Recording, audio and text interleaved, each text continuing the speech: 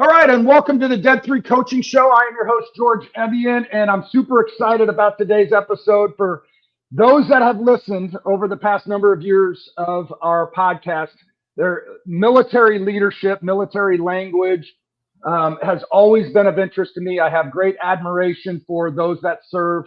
Having grown up a Navy brat, I believe, I'd have to ask my mom for absolute clarity on this, but I believe I was born on the base in San Diego, California. The San Diego Navy base is where I was born. I think it's National City or San Diego or something like that. And then grew up as a Navy brat, lived in many different places, but I have a deep admiration for those that serve and leadership, military leadership. And with that being said, I'm so fortunate and lucky to have Sean Quigley with us, who is a 23-year retired, Marine, right? I get a little confused, Sean, because it looks like when I was reading up on you and doing some research that you started in the Naval Academy. Is that so? I guess welcome to the show, Sean. But did you start out in the Naval Academy?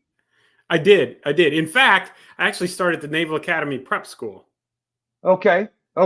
Yeah. So before that's the full introduction. So Sean, welcome to the show. I'm super excited about having you here and being able to talk about your experiences in the military, your consulting company that you're running, how you leverage everything, the honors, the values, the code that you probably continue to live your life by, how you implement that into businesses and leaders and those that you work with. So with that, I really, we kind of went back and forth for maybe a number of months to really connect on this. So I really appreciate you being available and being able to spend an hour or so with us on your experiences. Thank you for joining us. Yeah, thanks for having me, George. I've been looking forward to this. I love talking about this stuff. So this should be easy. Perfect. So I guess to that. So just to go back, because I'm interested in. I believe that the people that serve, in my experience with those people, you're serving. There's a greater purpose, greater mission, build on values and a code. The training, like all the stuff that we've seen in movies. But I've always believed that those people that serve are just different, significantly different in terms of how I look at that landscape, right? Because, I don't think I could do what they do, right? And I wish I had that mindset in me. When do you feel that you had that, you developed that your mind was like, this is what I'm doing? I know some young men now, young men meaning middle school, high school age, that they're like, this is what I'm doing. I'm going to serve. My dad served, et cetera, et cetera. Is that when have you always had that in you and your mindset and your DNA? Like, this is what I'm going to do? Or when did that come about? Wow. That's a great question. I'm not sure I even thought about the answer to that before. It's a little tricky. I would say the military and the Marine Corps, and not the Marine Corps even specifically, but just the military and service in general had appealed to me actually all the way since I was in elementary school. The crossing guard at our school was a guy named Donald Truesdale. I remember this like it was yesterday. It was a guy named Donald Truesdale, and he had a flat panel 40 kind of line van. He'd always park right there at the spot where we crossed the street, and he would wear a white shirt, dark trousers, white short sleeve shirt, and a black hat, his own uniform. And he had one arm. His right arm had been amputated, and he had one bumper sticker, and it said, and I drive by it all the time, and it would said, "The Marines, the few, Marines, the few, the proud." And there was stories about, he was some kind of war hero or something. I didn't really know what that meant. Well, fast forward. And so I always thought, wow, the Marines are really tough. I wish I could do that. And fast forward to my freshman year at the Naval Academy, and I'll fill that in a bit, but fast forward, my Naval Leadership 101 was the course you took as a plebe. I'm flipping through there, and there's this Medal of Honor citation for a Corporal Donald Truesdale. And I was like, holy cow, that's the guy in my hometown who was the crossing guard with one arm. Yeah, he dove on a grenade through the grenade array. And that's when I started thinking, hey, maybe the Marine Corps is the path I need to take. And things progressed from there. But really, how did I come to it? I decided early in high school, I wanted to go to college. Both my parents were college graduates, and I was in rural South Carolina. Everybody went to Carolina or Clemson or junior college. And that's what all my classmates were planning to do. Carolina, as if there was no other choice. And me and a couple other guys, we started talking about what we were going to do. And I realized I needed to get college paid for if I was going to break out of Clemson or Carolina. Nothing wrong with Clemson and Carolina. They're just they're just next door, you know? Well, sorry to interrupt you, but had it not been the Naval Academy and it was Clemson or Carolina, which one would you have chosen? Oh, dear. I was on my way to South Carolina. I was on my way to USC. You would have gone to Carolina. Yeah. Okay. Yeah. And my friends kind of equally split, honestly. Okay. And yeah, you clearly know there's a big heavy line drawn between the two. Right. But yeah, that would have been my choice. Anyway, I just started looking into where I could go, realizing I needed to get it paid for. You know, my dad had saved for college, but it wasn't going to get me all the way through. If I wanted something bigger and better. And so I started, actually, my mom turned me on to ROTC scholarships. My dad had been in the Army. I was born in Fort Knox. You were born in San Diego. I was born in Fort Knox. And so I started really considering, oh, wow, maybe I can serve, because I did understand, hey, you enlist in the Army or the Navy or the Marine Corps. Oh, unless you go to college and then you're an officer, and that's a different path. So through a little bit of exploration, I started looking into those things and got turned on to the Naval Academy. When I was a freshman, there was a senior at my school who went to West Point. And he came home at Christmas vacation. I remember him standing over on the sidelines at one of our wrestling matches, and he's wearing his West Point uniform because he's, he's a plebe. And I thought, that's really cool. I wonder how you get one of those. And that kind of set me on the path until, and I'll admit, 1986 in the summer, and Top Gun comes out, and I thought, oh my goodness, that is the coolest thing I've ever seen. How do I get that? And that put me on the path to wanting to be an aviator, wanting to go to the Naval Academy. And I did. I applied for ROTC scholarships. I got a couple, but I'd visited the Naval Academy, and it was fall day, late September. And in my mind, everybody walking around was 6'1", built like a you-know-what. Their bearing was impeccable. Those white uniforms, everybody just looked like they were marching around with a purpose. And I thought, I want some of that.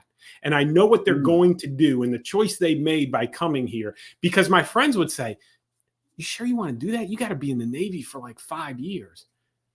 What's 5 years? Even then, and I think that may have been something that a lot of young people don't get. 5 years to me, when I was 17, didn't sound like any big deal. It sounded like a small price to pay. Whereas I think a lot of others are already thinking, oh, wow, I'm almost wasting my life. I'm giving up a chunk of my life. Not even close. Not even close. I mean, heck, half of my friends probably spent 5 to 6 years in college anyway, perhaps.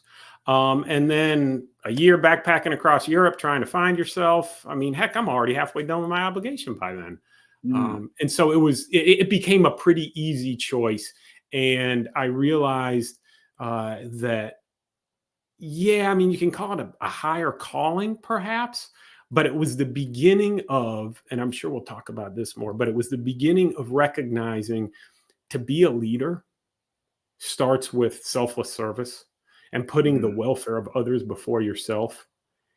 And just simply by going and pursuing, I realized I was kind of putting others before myself, because what I was going to do, I hoped, was going to benefit other people in a way. I didn't realize how much at the time, but it was going to benefit others as well, because I kind of take some of that with me. I take a little bit of my friends who chose not to, who chose to go on to do other things and be very successful.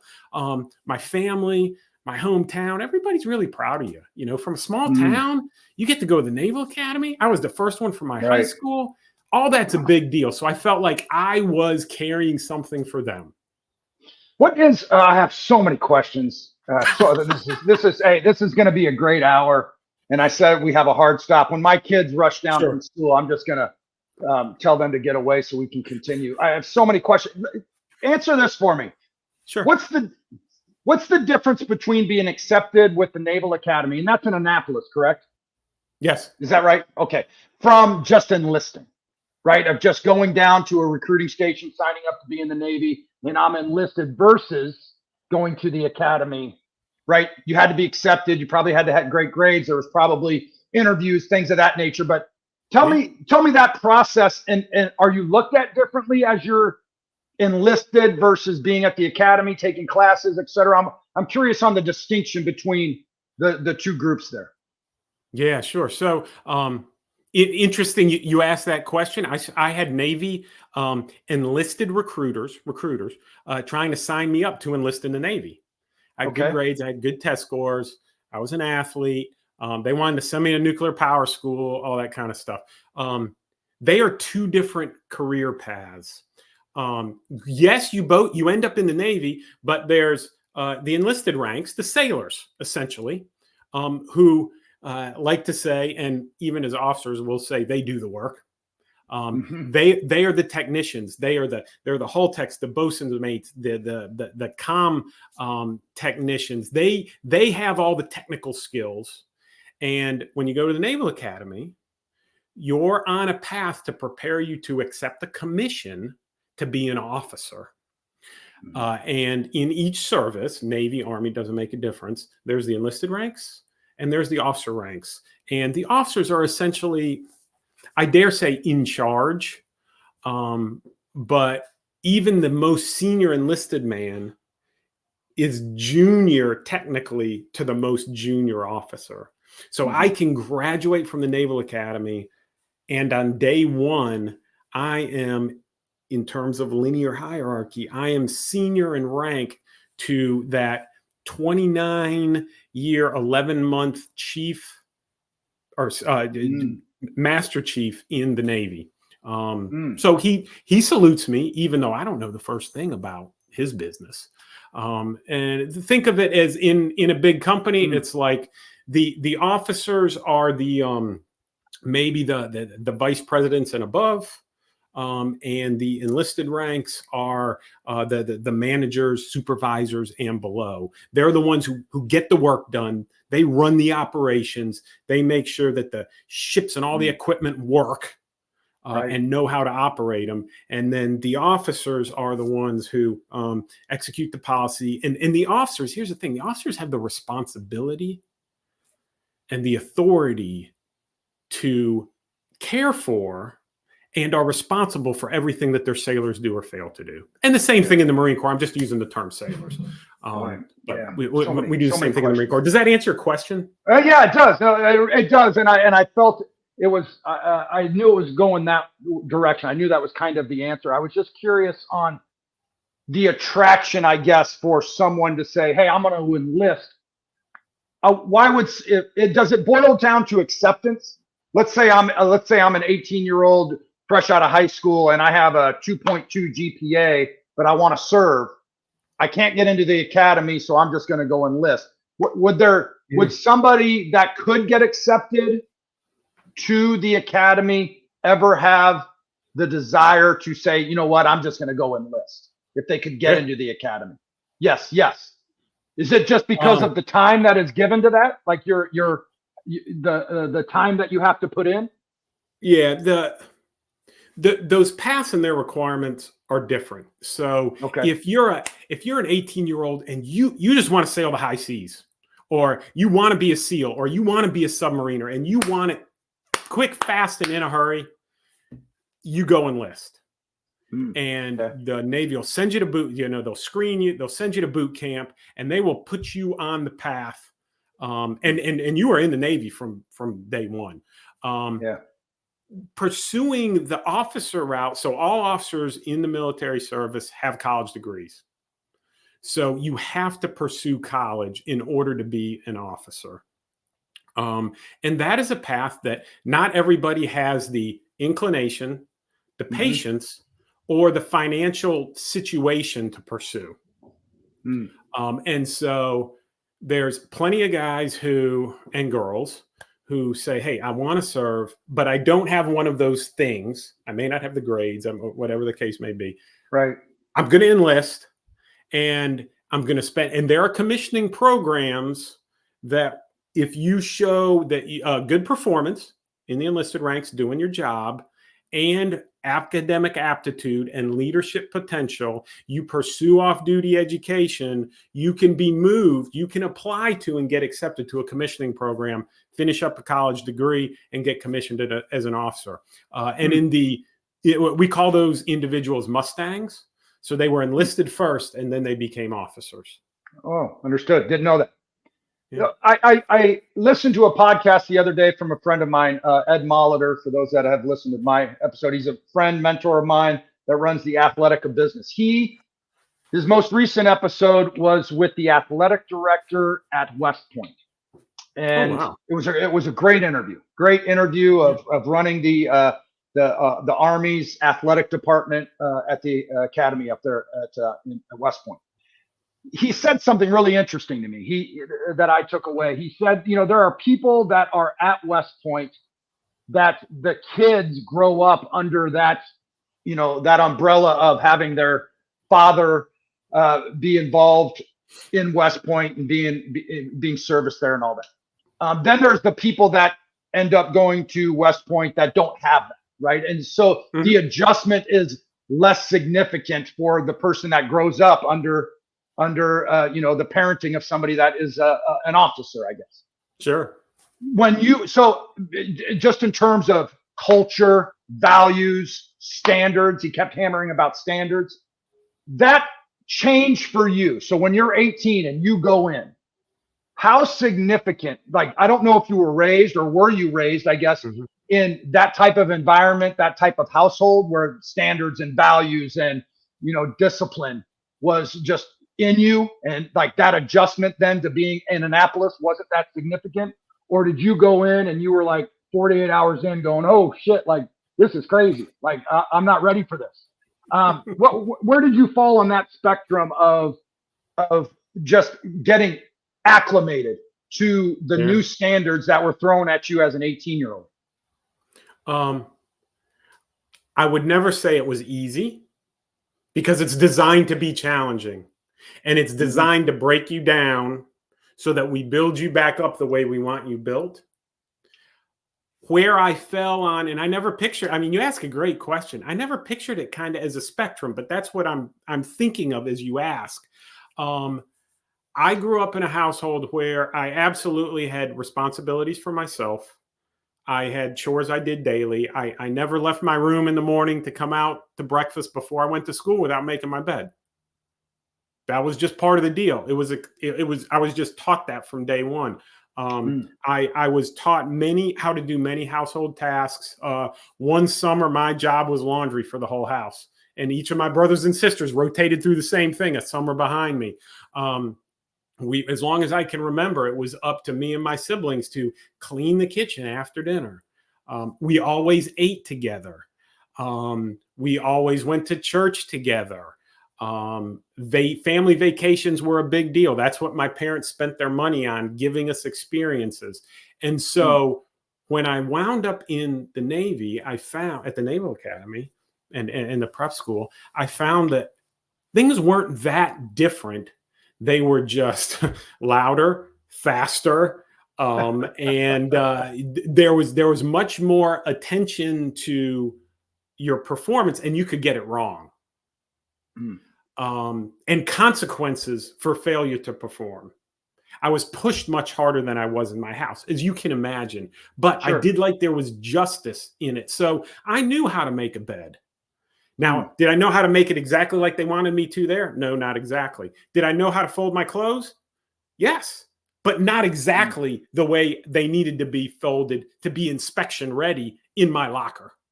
Right. So I was comfortable with standards. I was comfortable with expectations, and I knew how to do enough of those basic kind of personal tasks to not be surprised that, hey, I got to do my own laundry, and I got to fold things to look like this, and we got to clean our room, and we got to wax the floor, and all that stuff. That was not a leap for me, but to have it all the way to the level that was inspection ready to their standards, which was almost impossible to get right, which is part of the game. Yep. I do remember, when my job was cleaning bathrooms in my house, my mom would say, "Hey, is it ready for inspection?" And I'd say, "Yes, ma'am." And she'd go in there and she'd say, "Nope, you missed this and you missed that." Well, my dad was in the Army. She got a little taste of that. But you know what? It taught me that if you're going to do the job, you got to do the job right, and you got to do the job all the way. Right. And that was a great lesson to take to the Naval Academy, because you think you've hit all the spots and all the surfaces. And, the first time you get inspected by an upperclass midshipman and they literally come in, I mean, you leave on your desk a pair of black socks and a white glove. And they'll use the black socks to wipe it on the wall in the shower, because we actually had shower stalls in our rooms. And if they get any white on it, well, that's soap scum, unsat, shower fails, right? Maybe I missed a strip this big in that whole shower, and they got it. And they have a white glove because they'll go and they'll run their finger on every horizontal surface in the room. And if there's dust, they'll just show it to you. And then as an upperclassman, I would do the same thing, but you're using those as opportunities to, exactly what you said, publish a standard, train the individual to reach the standard, meet the standard, and then pass or fail. And it really, and everything I learned there drives you to pay attention to the details. Yeah, love it.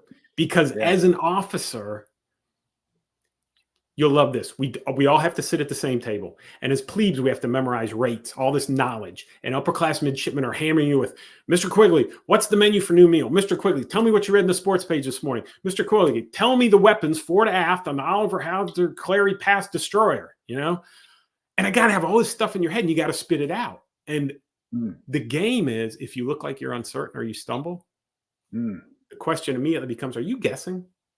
Are you guessing, Mr. Quigley? Absolutely not. You can't guess, because if you guess, then the next question is, if you guess, people die.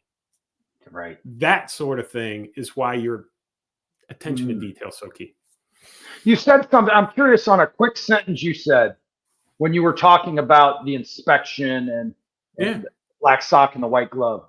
You said, and there is justice in that. You said, and there is justice in that, in the inspection, in the details, in the discipline, in the standards. You said there's justice in that. What do you mean by that? What do you mean by there's justice in that? Yeah, that there's clear lines between right and wrong. And if you fail to cross that line from wrong to right, then there's a price to pay. And I see more and more instances where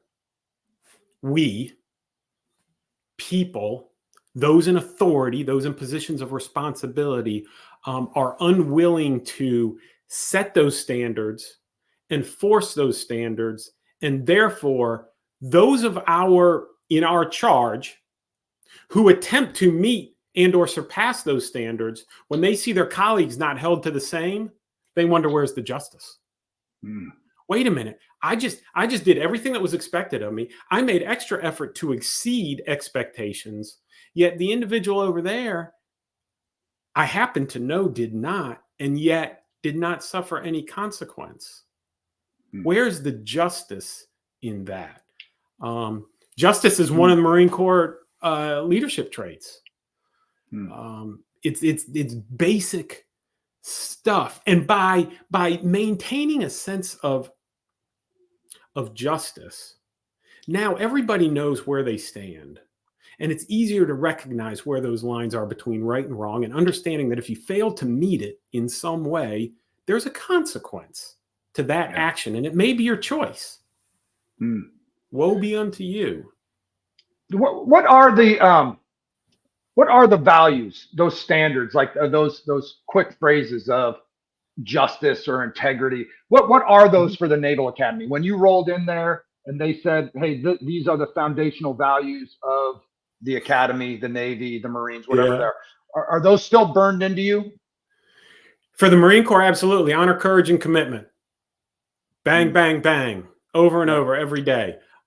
There's actually, in fact, I got it right here on my desk. 35 years later, this book is called Reef Points. And it's a little pocket thing that, I mean, this is 1989. I got this thing. I actually use it to keep my keyboard level. But that's all the information that a plebe has to know to get through plebe summer. And it's got the mission, and it's got leadership traits and principles. It's got all the things we have to memorize. That some of them seem to be kind of silly and useless until you realize the purpose of memorizing and committing those things to memory. The Marine Corps, we maintain, we call them leadership traits and principles. Of course, we have an acronym to remember them all, which I remember the acronym. I'm not sure I could get all of the actual traits right off. But those are things that, and our enlisted counterparts learn all those in boot camp too. Just like we learned them in officer candidate school, which is another kind of complicated part to the story.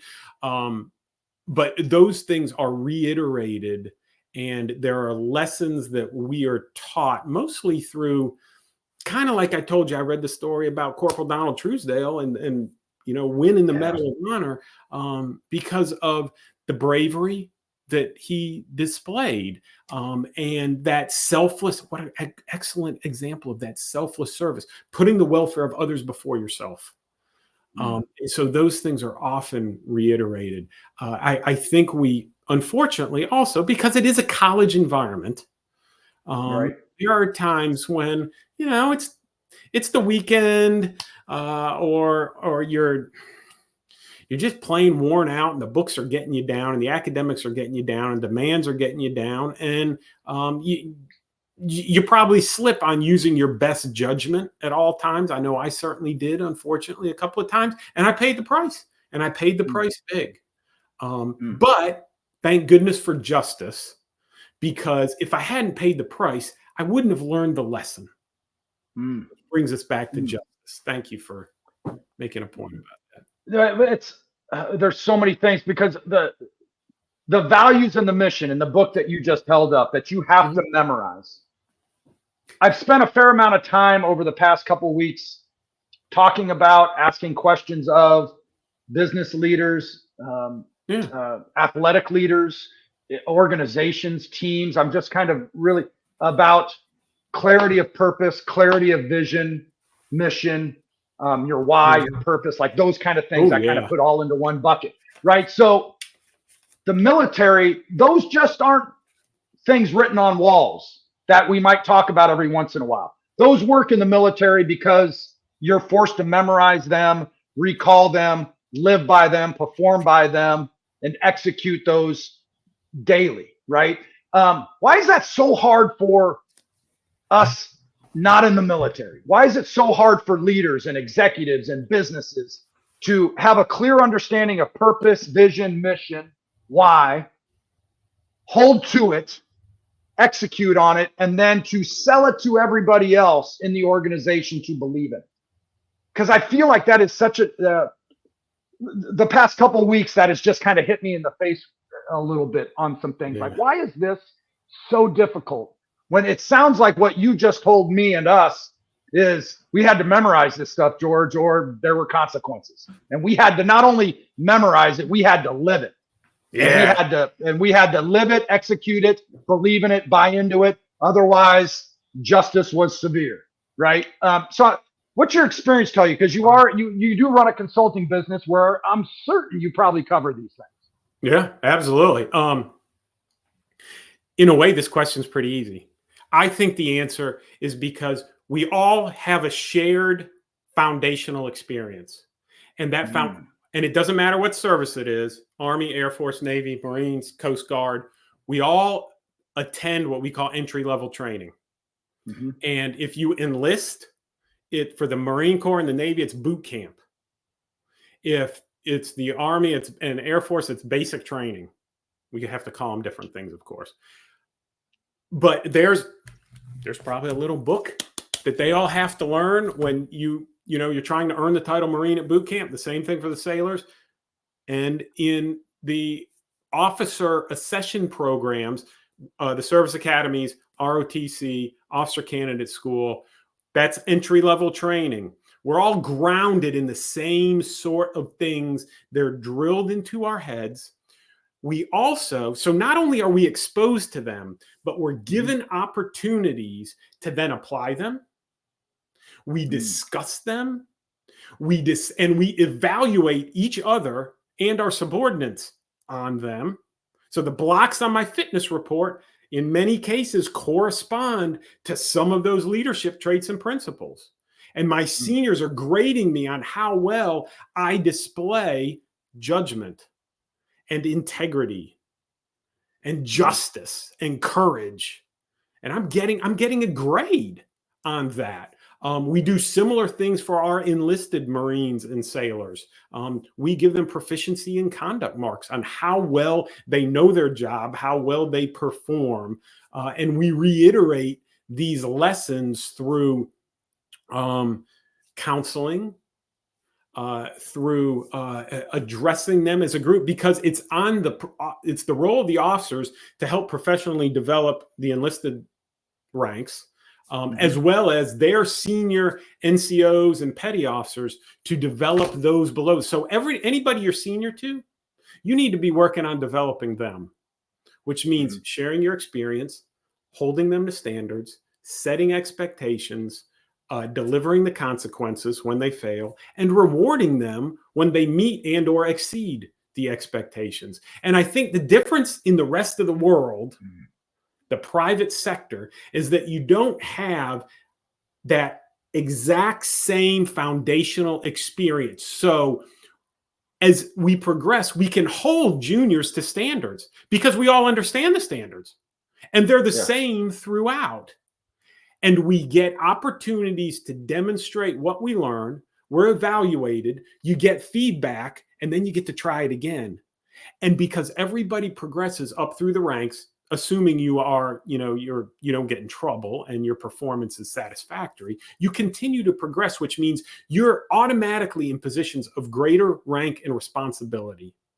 And you get the chance to demonstrate those ideals and those concepts that you've learned. So I think it's all about everybody gets the same foundation. You get the same indoctrination.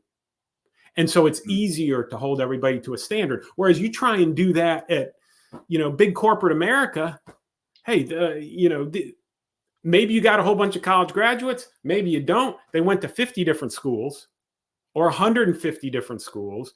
A bunch of folks didn't go to college. Everybody's got a different experience. So unless you are willing to invest in grounding everybody the same way, it's much harder to establish those standards and expect everybody to abide by them the same way. So how can you, I agree with you on that. Okay. Absolutely. Right. Like there's a phrase that we use in coaching. My background is in athletic coaching, shared suffering, shared ownership, individual responsibility. Oh, yeah. Like those type of phrases, right? Like this shared suffering. You definitely did that. Shared ownership, right? Individual responsibility on what you're being asked to do that you can perform what the team task demands, right? It's harder. So given that, how can you then go into an organization? My belief is that we need to, in order to get us to our next level of greatness, next level of outcomes and results, our next win, whatever it might be, I do believe in standards and values on the professional private sector that you're talking about. I'm curious your experience, because we don't have shared suffering, shared ownership, and this collective or this individual responsibility to those standards. How can we then take these 150 people from 150 different colleges, and how can we create that? How can you take that step to build that foundation, minus sending them all to boot camp or some of those? How hard is that to do? I think it's really hard, and you have to acknowledge up front that you're not going to be able to duplicate what you had in the military, which was for me, that was a hard lesson to learn. One of my buddies taught me that. Okay. I bet you that would be hard. Beyond that, though, I think there's a couple of things you can do as the leader. You can push for and institute some sort of professional development program in your organization.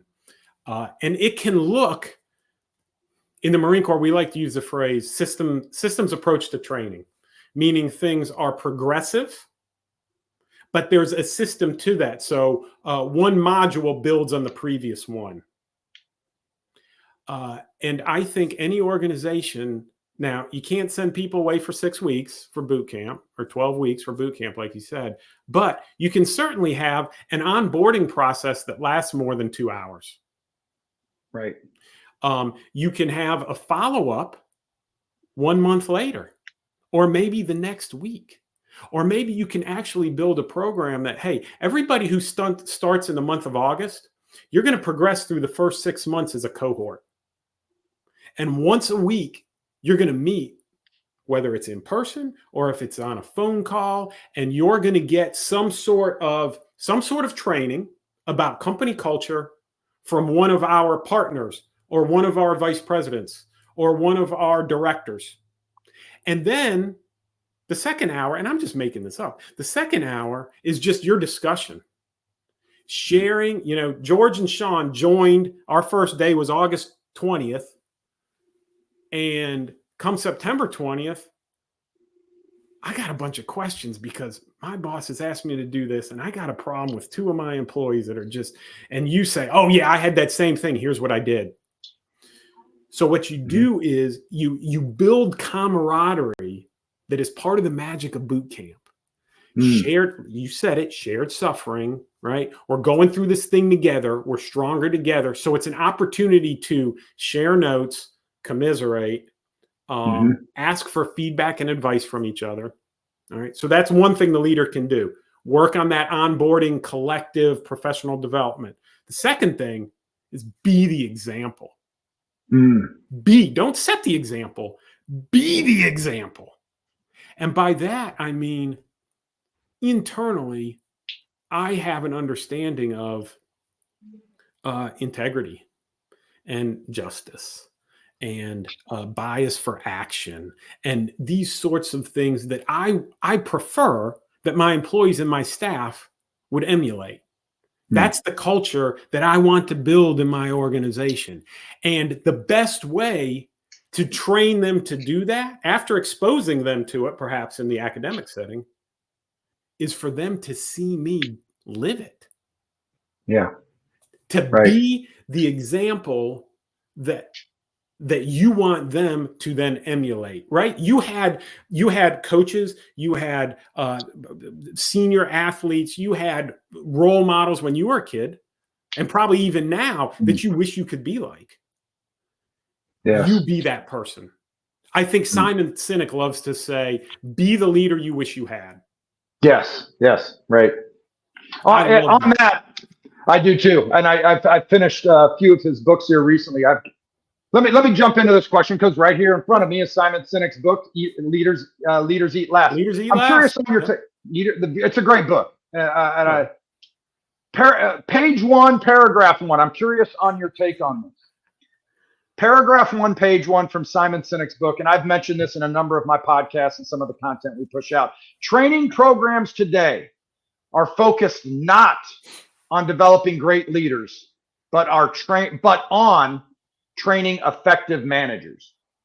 And that it's paragraph 1, page 1, this idea that in corporate America, we are spending so much time training people to be effective managers instead of developing them into great leaders. And I love that. I have used that. I've thought about that. I've written it down over a number of days because that just really hit me when I read this book. But I'm curious from somebody with your experience, the distinction between the two, what you've seen in corporate America, and why that phrase would hit somebody like me, or even if it hits you, what the distinction is between an effective manager and a powerful leader. Oh, wow. Yeah. So full disclaimer, as I left the Marine Corps, I went to big consulting, and I was a manager, literally a manager, which was a bit of a departure for me. I love Simon's phrase. And I think where we fall short is, and if you're a fan of Simon, you've probably read The Infinite Game. I actually have not read that one. I have all his books. I have his Okay. books, but I know about The Infinite Game. I know that Okay. the story to The Infinite Game. I have not read the book. Okay. Part of my answer is related to his concept in The Infinite Game.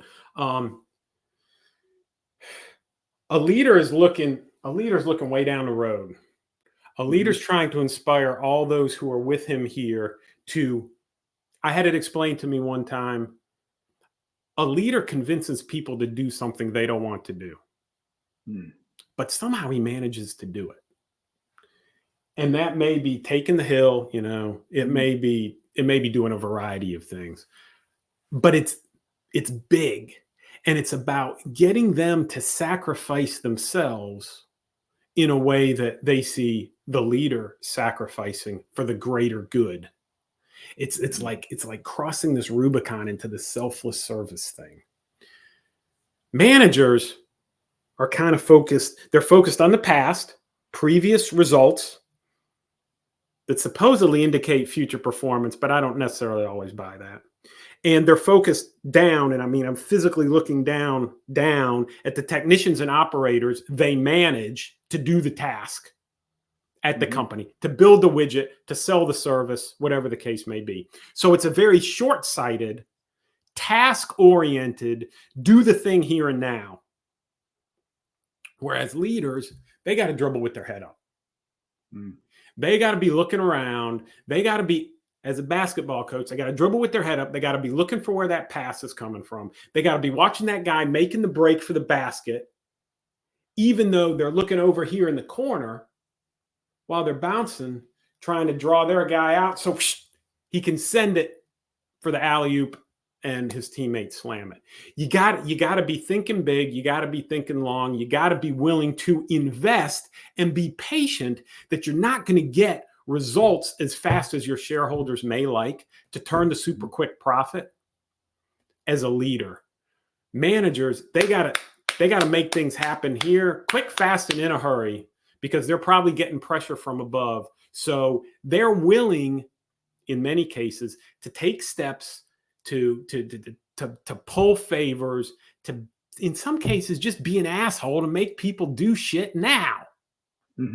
Whereas a leader should be sitting back. He should be assessing the situation. He should have the greatest situational awareness of what's going on the floor, in the office, in the building, in the business, and in the market, because his job is making decisions so that the organization makes their next move. So I think it's a pacing thing, and I think it's a horizon thing. As a leader, I want to be looking far out. As a manager, I understand that my next goal, my next task is probably pretty close in. I'm a consultant. I got a list of deliverable products. I got to get to the client. If I'm the leader, I'm counting on my managers to get those deliverables done on time and right. But I'm also thinking about the conversation I'm going to have with the client about how perhaps we could expand the scope a little bit on our contract. Because I've seen him and I've heard him have conversations about how he's struggling with this thing, whatever it is, that I think my company could help him with. So my job as the leader is to think about how to have that conversation.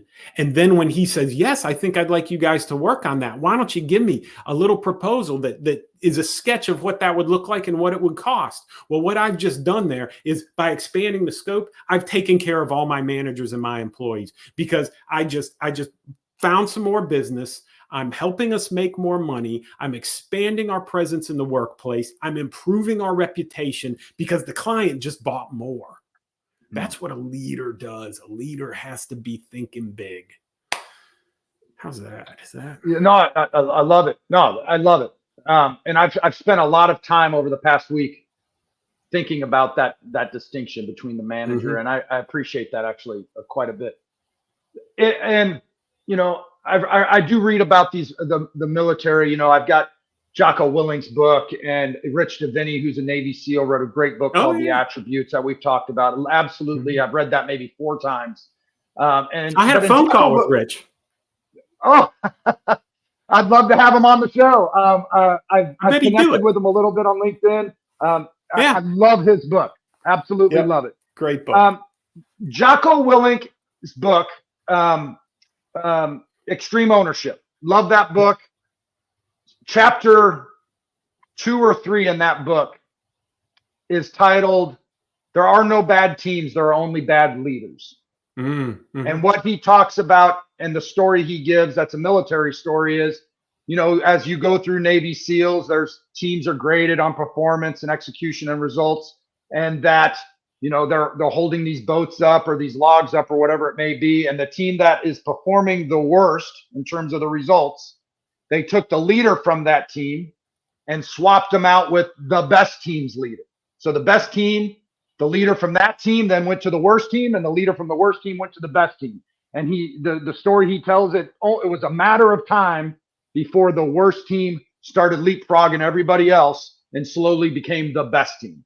Hence the title of that chapter of Leaders. There are no bad teams, only bad leaders. I have wrestled with that phrase as well.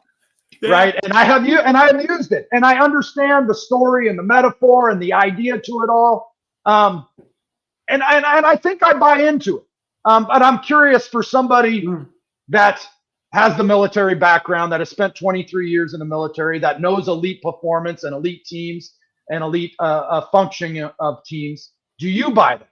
Do you buy there's no bad are sometimes teams, organizations just, hey, get rid of it, start over, this is never going to work? Or is it simply like, we need leadership, we need messaging, we need values and standards, and we can get this thing going?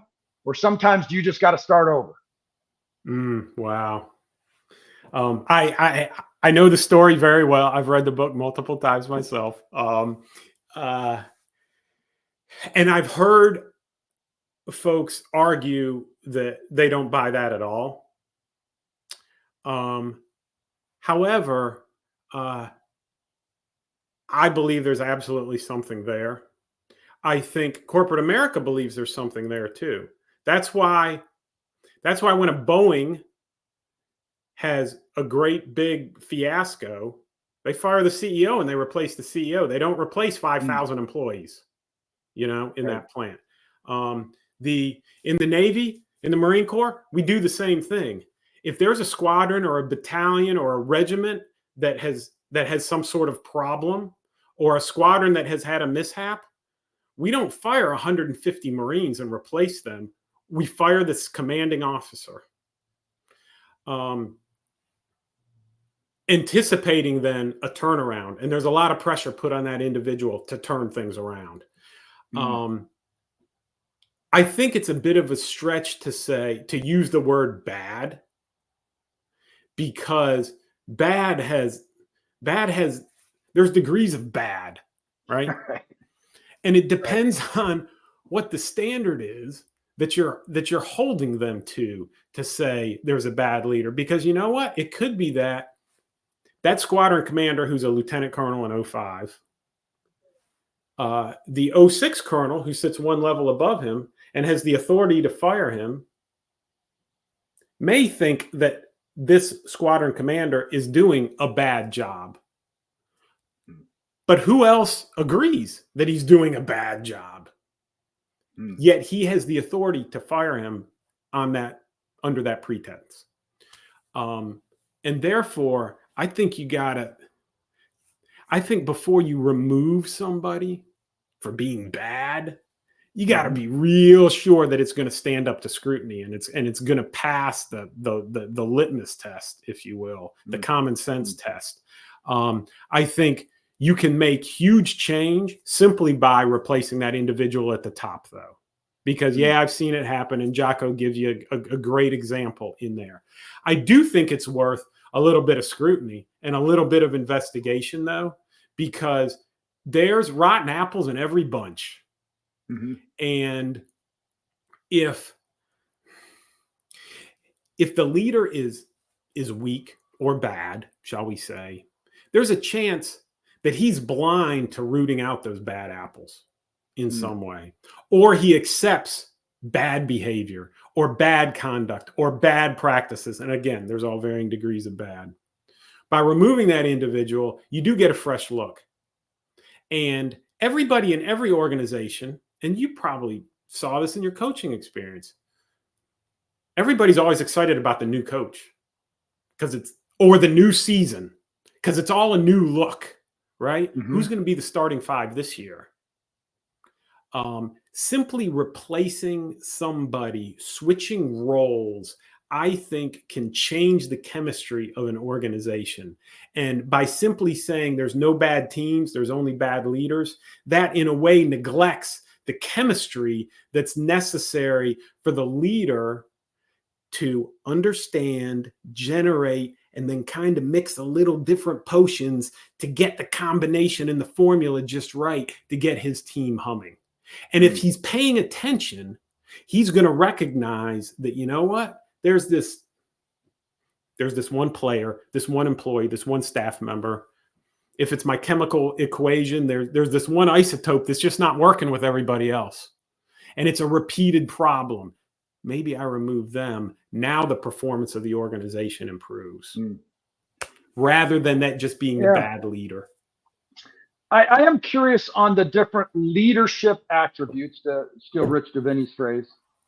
Like you mentioned, hey, we've all got this same base. We've got the same foundation. We have the shared suffering, shared ownership, shared experiences, all that, right?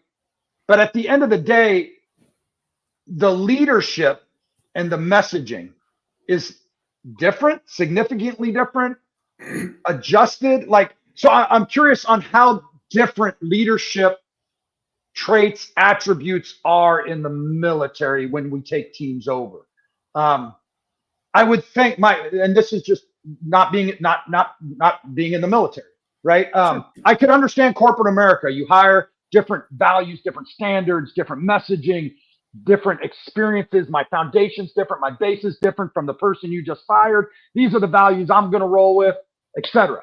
In the military, very similar.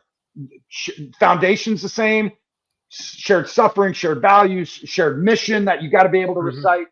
How different is that leadership from plug and play of different, like, hey, I'm taking Sean out, I'm putting George in. But the base is the same. So what are the big significant differences you may find in different leaders in military if you were to take somebody out, plug somebody in? Wow. That's varsity question, man. I like that. What do I think they are?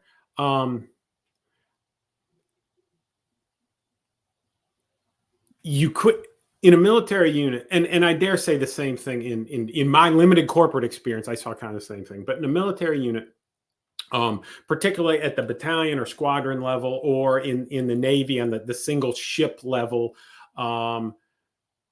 it doesn't take you long to figure out who the players are and who the just average, guys who are along for the ride. Because there's certainly some of those, there's a bell curve everywhere. And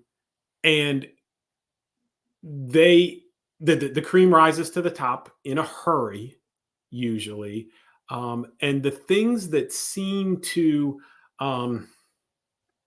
the attributes, let's use Rich's protocol, the attributes that follow those individuals that seem to be the cream that rises to the top, and not just the brown nosers, right? That's not the guys I'm talking about. I'm talking about the guys who are the real players that you want to follow, not out of curiosity. You want to follow them because they think you think they're going to save you. You see their judgment displayed on a regular basis every day. One of my tours was teaching ROTC at the Citadel in South Carolina, where I was a captain. And I would tell my students, as an officer of Marines, all these leadership traits we got on the wall over here, the only one you're going to use every single day is judgment. And I think it doesn't take much to recognize an individual's command of that leadership trait. Whether they make decisions quickly or they make decisions slowly, but you can tell that they're weighing the implications of going right or left. They're weighing the implications. They're calling the timeout now or waiting another 15 seconds till they get the ball down the court again. I think judgment, number one, integrity, that you absolutely have to be able to trust the individual next to you with their life, with your life. And unfortunately, there were some guys Marines I knew that I wouldn't put the same degree of trust in them that I would in many others. Unfortunately, that happens. But you also recognize quickly probably who those guys are, who you do and who you don't. So integrity.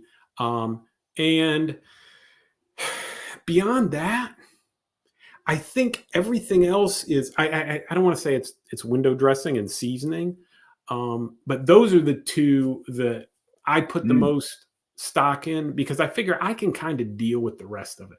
But if I can't trust that individual and I don't think that their judgment is sound, then I don't want to be in a situation where I need to be reliant on them, because I can't be reliant on them. And therefore they're putting me and my crew at risk and everybody I'm responsible for.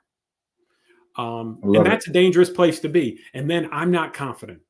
And if I'm not confident, I'm not making the best decisions. I'm risk averse. And that means as I'm trying to land the aircraft on the pitching deck of the ship at night with 12 Marines in the back, my hands are shaking. And my hands got to be steady on that stick to put them on the deck. Man, I love this. I mean, we could go another hour or two.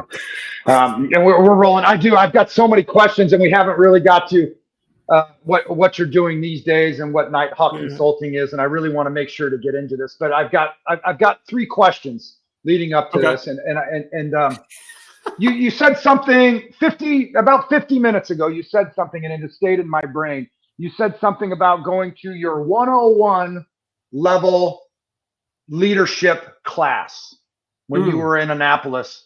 And I'm curious, right? Like, one, are there leadership classes all the way through, your training in the prep school? I'm curious on what 101 leadership class is, what it's about, what you're learning, what that foundation is. You said everything kind of stacks up on top of one another. So what is the foundational class, 101 class in Annapolis at the Naval Academy? So I'm curious, like semester 1, day 1, 101 leadership, like what's the foundation they're building for you as they try to level stack that up for you? We use, and I like to use a term that the Naval Academy and West Point and Air Force are probably the same way. It's a leadership laboratory, because there's commissioned officers who are the staff, and there's a commandant who's a captain, and a superintendent who's an admiral, right? And they're in charge.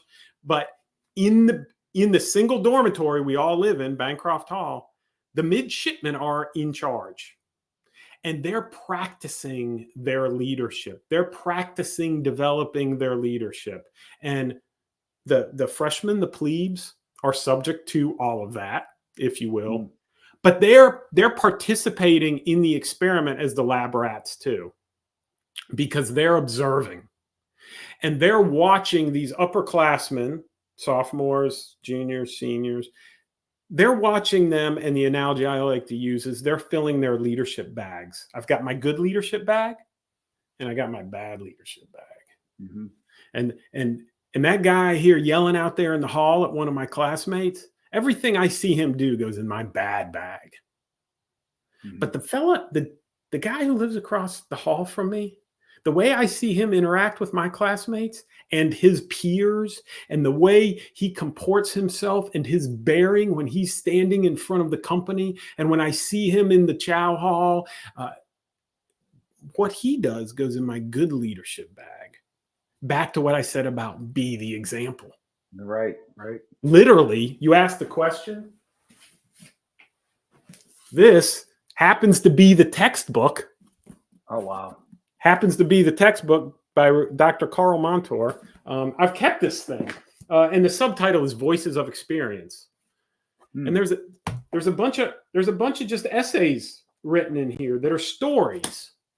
And I think we learn through stories. I mean, there's few things that are more powerful than reading a collection of Medal of Honor citations.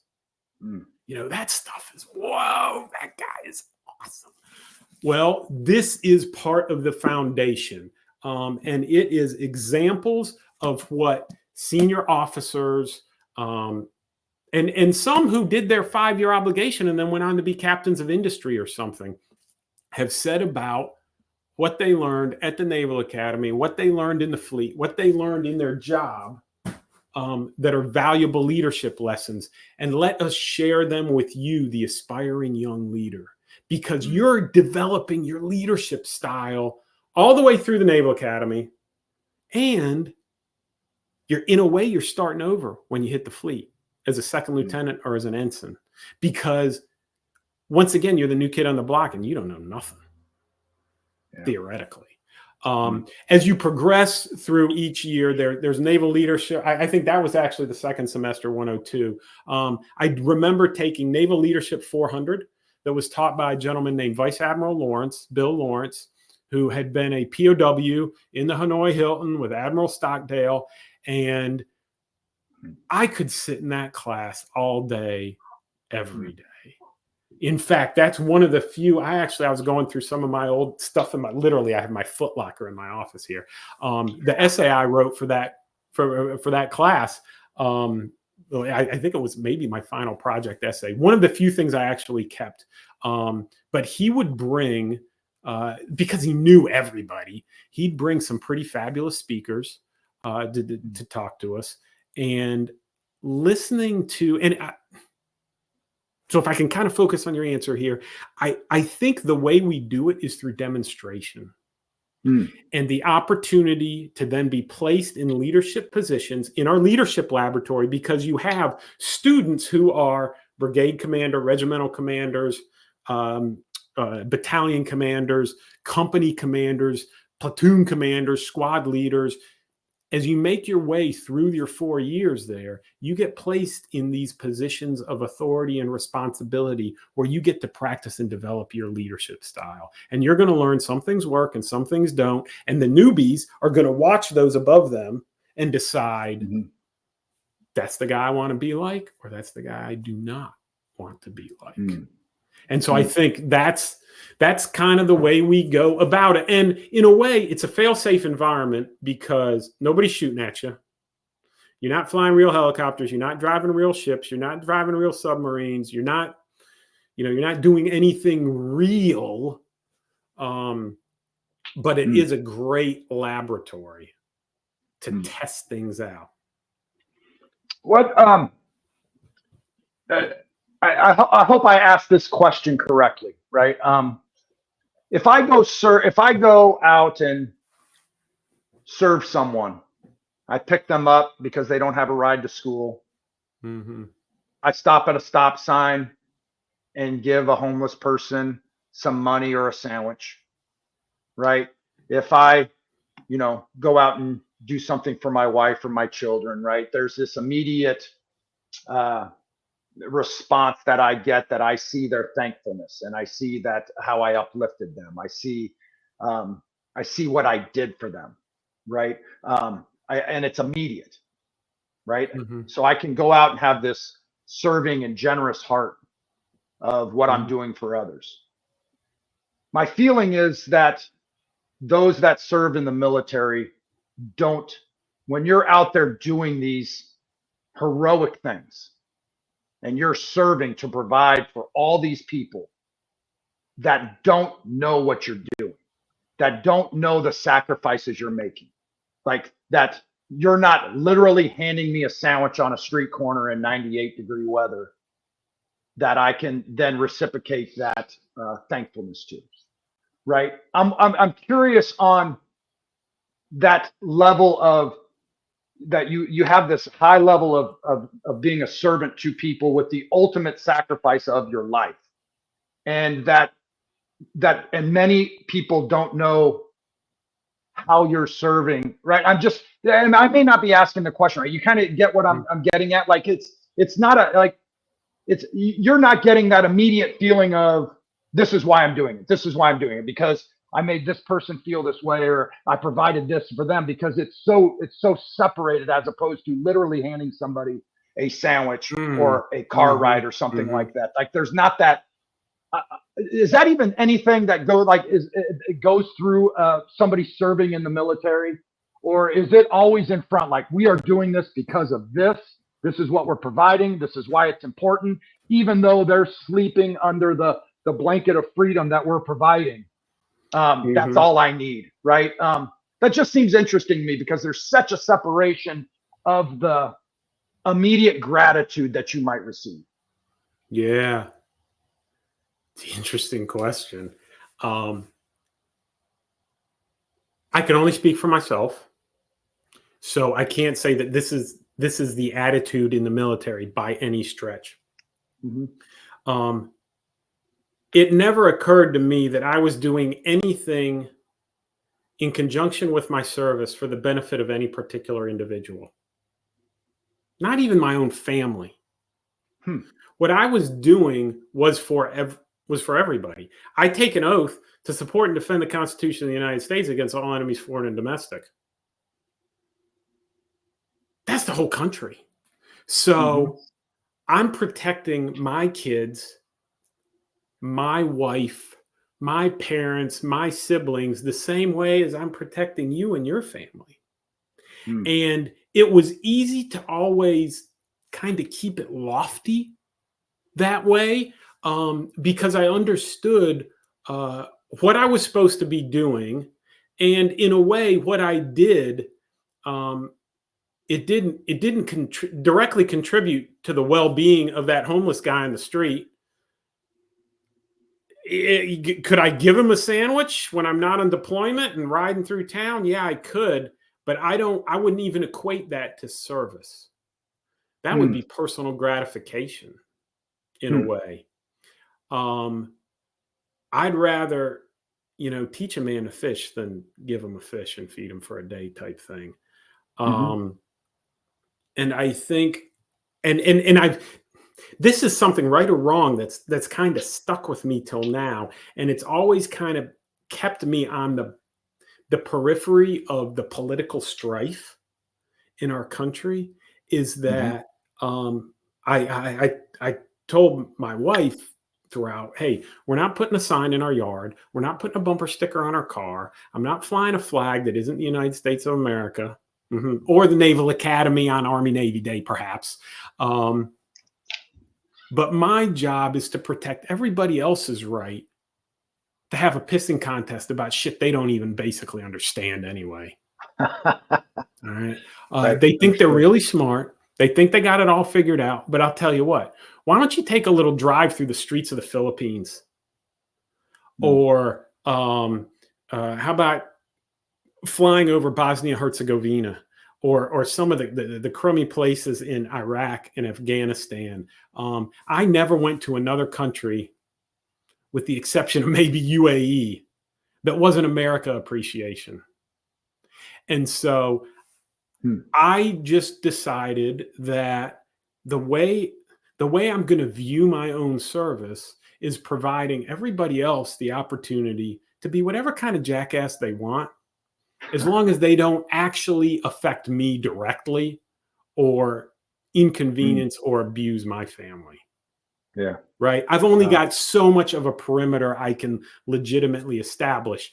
I've got a friend who recently finished his PhD at Kansas State in leadership, and his dissertation was all about the role of let's see if I get this right. The degree to which military members can participate in the political process, if you will, besides voting. And I did an interview with him, and what he really wanted to know was, how much did I understand about the actual rules applied to us in the military about how we could participate in the political. So can we be a member of a campaign? Can we have a sign in our yard? Can we have a bumper sticker? What if I go to a campaign rally wearing my uniform? All these kinds of questions that there's absolutely rules about. In my interview, I realized I didn't necessarily understand everything exactly correctly. No surprise. But I did realize that the attitude that I had maintained kept me between the left and right lateral limits. I didn't violate anything, even if maybe I didn't get it right. And granted, my attitude was broad, but I always looked at it as, hey, if you want to burn that flag, as long as there's no law against it, I'm gonna stand here and I'm gonna allow you to do it because it's not actually against the Constitution. And that's my job. I'm protecting your right to do that. I may not agree with it. I may be really pissed that you're doing it, but it's your right. Or it's not. I mean, I actually don't even know where that's fallen out now, but that's just an example. Yeah, right. I use. So all this social, political nonsense, yeah, I consider it nonsense, and I got personal feelings about it. But you think you're so smart? Go ahead, tough guy. I bet you've never really been hungry. I bet you've never really been thirsty. I bet you've never really been cold or filthy or wondering if there was anybody in your circle that was going to care for you. I mean, the rest of the world, there's a lot of it that's a really miserable place. Yeah. We got to. I love that answer. I appreciate that answer. Certainly. So you are running right now, and we could continue on. I'm so fascinated by your experiences, and I know we're short on time, but that's all right. KnightHawk Consulting. Yep. So so when you got out of, when you retired from service after 23 years, how long ago was that? How long have you been retired from the Marines? August of 15. 15. So we're talking 9 years out now. Almost. Okay. Yep. 2 more weeks. 2 more weeks. And how long is KnightHawk Consulting? How long have you been running and operating that? About a year. Okay. About a year. Yeah. I went, my last day in the Marine Corps was my first day at Deloitte. I went to Deloitte Consulting immediately. Felt like I hit a home run. I spent about 6.5 years there working in their advisory practice. We were doing crisis management, basically helping federal organizations, for the most part, some state, but nearly all government stuff, build crisis management and resilience plans with the requisite training and exercise curriculum that needs to go with it to help them build a plan. In the corporate world, we might call it business continuity. In the government, we call it continuity of operations, but helping them think through what they're going to do when there's a disruption. And even more specifically, when there's a disruption that reaches what we would call crisis proportions, how you're going to deal with that. And then training them on the plan we help them develop, and then running them through some, we would call them tabletop exercises, so that we'd give them we'd write the scenario, and we'd help coach them through their decision-making process in a safe, non-threatening boardroom situation, so that when the real bad thing happens, at least they've already had some of these discussions and they know what their call tree looks like and who they're going to contact and how they're going to do it and how they're going to get the word out and what and where they're going to turn left versus right, when they're going to flip the switch and when they're going to shut it down. So I did that for 6.5 years. Was it a big transition for you going from, we've got to cover all these risks and all these possibilities that may happen, the disruptions that you're talking about, where it could cost you your life if we don't do this correct, to now the boardroom, disruption risk, like there's a huge difference here between, hey, this could cost us our life, or this is just costing us some money. Was that hard? Is that hard for somebody in your position to make that change? Or is it a welcome change? Man, that's a good question. It wasn't hard for me in my relationship with the client, because I knew that what I had done for my business for 23 years, which was exactly what you're talking about. I mean, many things had life and death implications, at least life or injury implications. For the client, this is their professional endeavor too. And it's not Mm. life or death, but it's still very important to them to get it right, because as federal employees, their decisions affect a lot of people, depending on who my clients were. But it was not unusual that a member of the senior executive service could flip one of those switches, and everybody in the country now has to do something that they didn't have to do before. So there were second and third order effects. What bothered me more actually was and Deloitte's a great place to work. But what bothered me more was my own company leadership. And this is something that's difficult to understand in a consultant environment, is you work for a consulting company. They are your employer, but you're providing service and support to a client company. Right. So I've got my own Deloitte chain of command. And what would really annoy me is the degree to which my leadership acted as if the things we were providing to the client had life and death implications. It's a PowerPoint slide, fellas. And you know what? If the margin is one click off, nobody's going to die. All right. Somebody may think, oh, hey, in fact, since we are Deloitte and our standards are so high, I had clients who would like, hey, I found a typo on your slide. I'm going to tell on you, look at this. What a big deal. Because we created that culture. And the fact that I love the fact they held us to standards, but in many cases, I just thought, it just doesn't bother me. I just can't take it as seriously. So that part was hard, not for the client. For the client, I felt like I could go, I could go 100 miles an hour every day because number one, they are representing, in our way, our best interest as federal and or state government employees. And they're the ones paying the bill. They're buying a service, and that service they're buying, they're paying top dollar for, and I should be giving them my best, regardless of my attitude about whether it really matters or not. So I'd never try and sweep something under the rug. Well, so then in the past year, so 6 years there, you've been out 9 here shortly. Yeah. What led you to start KnightHawk Consulting? Was it to get rid of that management, that leadership, that you felt you wanted to own it more, and you felt you could provide better solutions? What led to the genesis of your KnightHawk Consulting group? The COVID wave was colliding with some policies at Deloitte that I was having trouble reconciling, shall we say. And I realized, and it had taken me 6 years to figure it out, that this wasn't a culture that I really felt like I fit in. And we would preach about the importance of culture.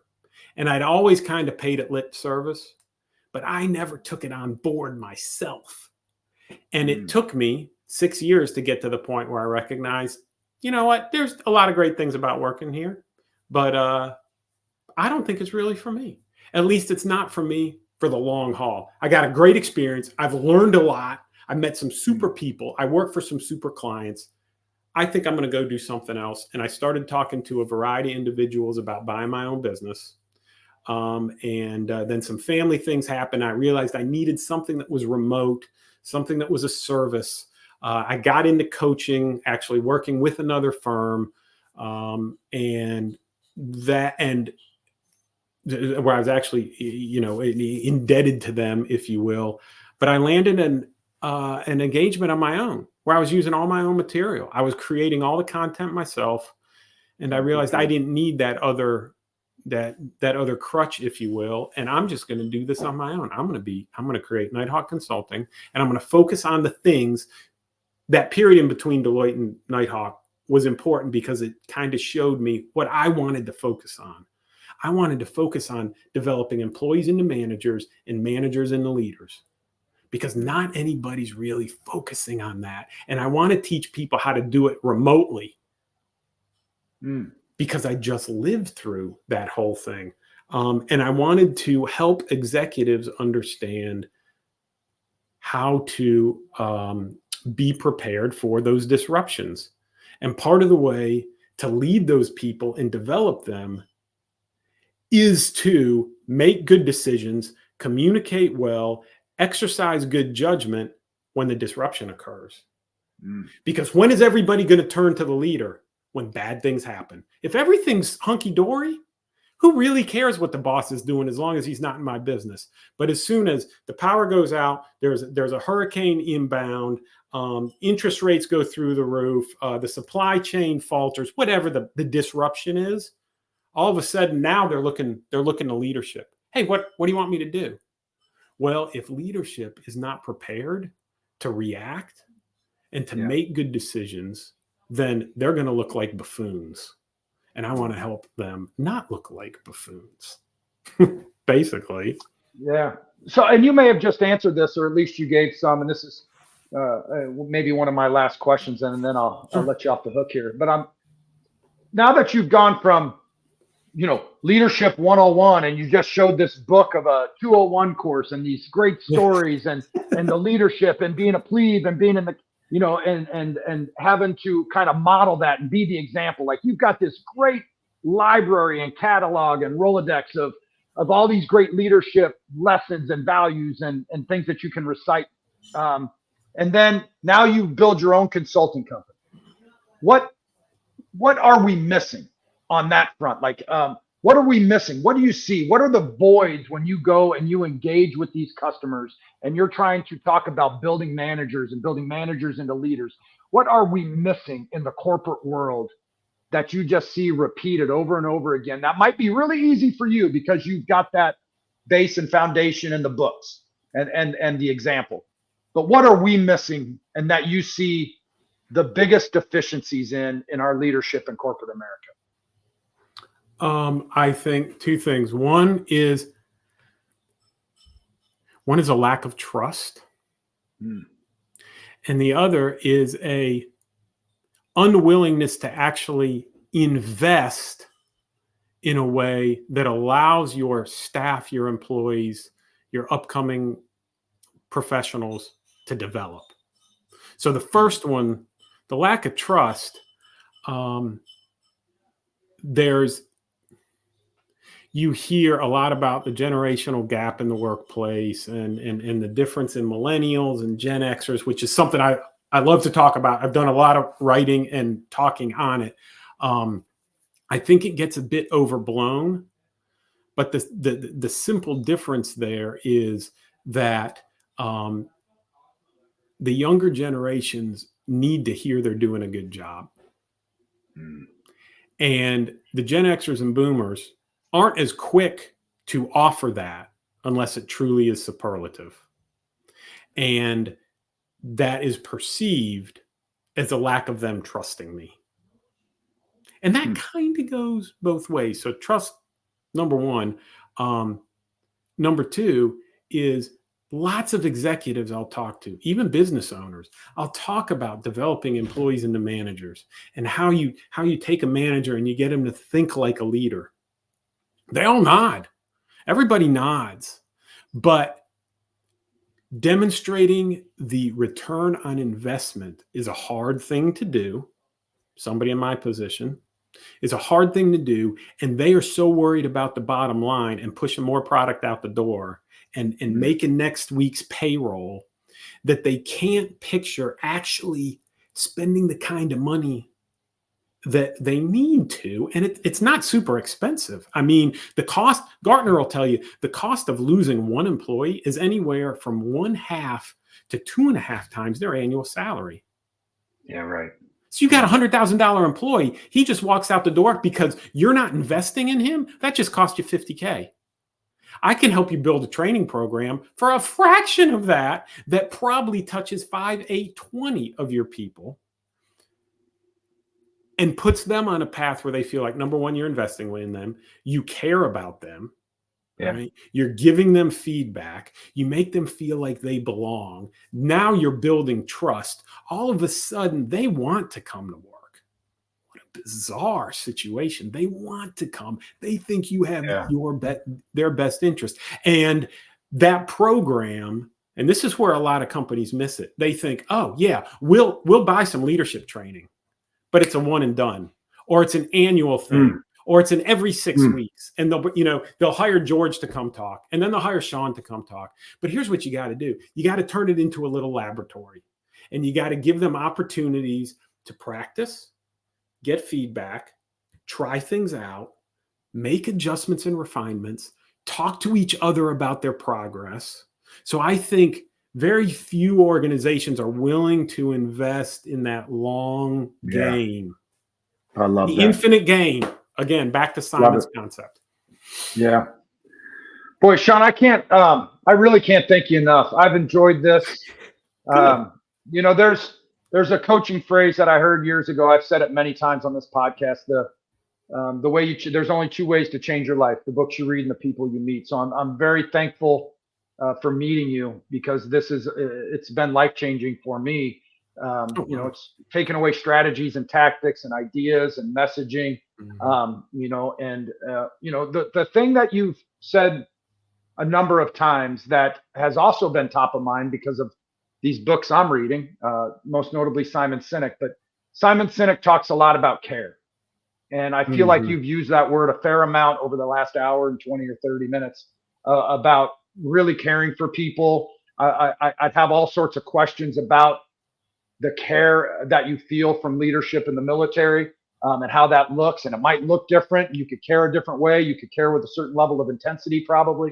But so many great, messages here. I appreciate the idea of judgment, of really being able to determine the attributes from Rich Diviney, right? That those elite leaders on the military level bubble up on those attributes to where they're 9s out of 10s as opposed to 7 out of 8s, right? There's a difference probably at that elite level between 7 and 8s and 9s and 10s, right? It was where judgment, and you have circled back around to me a number of times in terms of what I'm thinking about trust.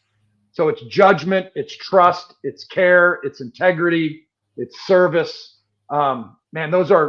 I've really enjoyed this hour and a half a lot. I mean, those are big takeaways for me, and I'm excited about reading through this again, listening to this again, and taking my notes on it. So thank you for all that. Thank you so much. Thank you, obviously, for your service and what you've done for all of us. What are the best ways for people to track you down? I know we didn't spend too much with KnightHawk Consulting, but how can people track you down? You and I've connected on LinkedIn. I'm guessing that's one way. What are the other ways people could get in touch with you? Absolutely, yeah. So you can find me on LinkedIn. I've got a KnightHawk Consulting website, and that KnightHawk Consulting, for your audience, it starts with a K, so it's Knight. Starts with a K, ends with a K. I like to say KnightHawkConsulting.com, or you can reach me via email, Sean SEAN at KnightHawkConsulting.com. Either one of those. LinkedIn, I'm on every day. I'd love to connect with some of your listeners and share even more if they're interested. These are the things I write about.